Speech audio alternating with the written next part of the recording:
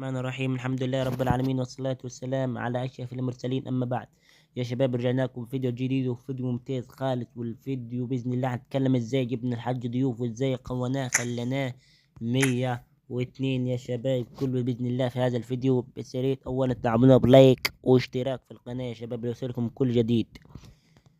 يا شباب الحج ضيوف ده لاعب ممتاز خالص، مهاجم قناص بيخلص الكورة، ولو لعبته هاف يمين بيلعب.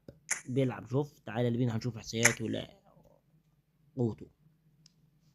اولا شفت مهاجم قناص جري مفاجئ محير سريع كروسات. بيلعب عندنا بيلعب هاف يمين وبيلعب ايه تحت الهاف. بص تعال نشوف في الاحصائيات. شايفين ايه؟ شايفين السرعة والشراسة ممتاز خالص. والتسارع يعني بص عايز تخلي ازاي لو بقى معاك 101 زائد تخليه 102 اديله تقوية. فاهم ازاي؟ بس يكون اهم حاجة يكون تديها له هجومية. يعني انت لو معاك هكذا مثلا تصنيع القوة، لا تدوس عليها. مثلا يا شباب تدوس على دينتي.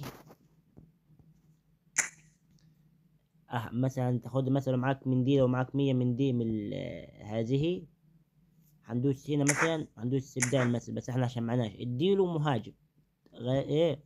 اهم حاجه يكون حاجه في الهجوم، بس يعني زي التسديدات ومهارات الركل الحره او هوائيه تمريره لا اديله في هذه.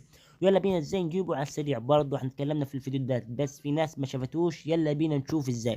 يلا بينا شباب. اولا ندخل على البطوله دي ينتي في الواجهه. وادي احنا خلصناها. يلا بينا ندخل. انا اخترت منتخب مصر. ادي خلصت الجولة الأولى، هيقول لك كمل وتاخد 6 نقاط. بعد ما تخلص هذه الجولة هيدخلك على الجولة الثانية، هتلعب زي دور الثمانية وربع النهائي ونصف النهائي وتلعب النهائي. لو فزت كل مباراة هيجيك بإذن الله الحج ضيوف.